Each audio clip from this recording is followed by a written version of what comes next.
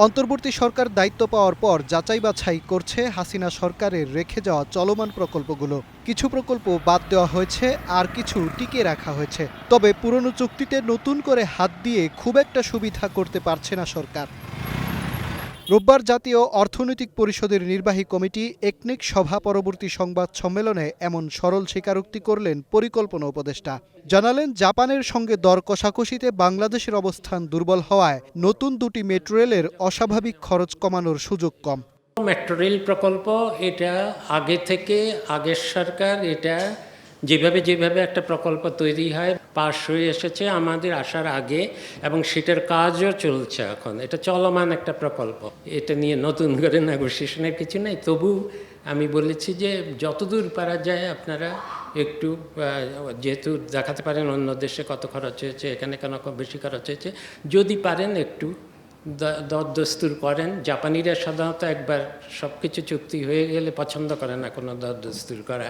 এজন্য আগামী যেসব চুক্তি হবে এগুলোর সহজে ছাড় দিচ্ছি না।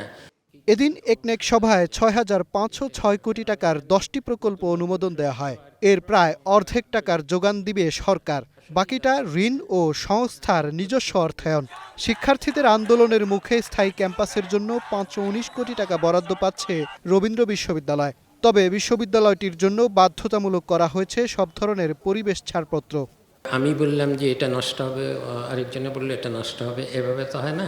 এটা আর প্রকল্পটা যেভাবে চলছে একদমই নিয়ম মতো চলছে, বিধিমতো চলছে। আমরা বলছি যে একনেক পর্যায়ে অনুমোদন দেওয়া হলো, যে পরিবেশ অধিদপ্তর থেকে পরিবেশের জমি বরাদ্দ দেওয়ার সময় যেই শর্তগুলো দেওয়া হয়েছিল সেগুলো পালন করতে হবে। তার মধ্যে অন্যতম শর্ত হলো যে তাদের কাছ থেকে একটা পরিবেশগত ছাড়পত্র নিতে হবে।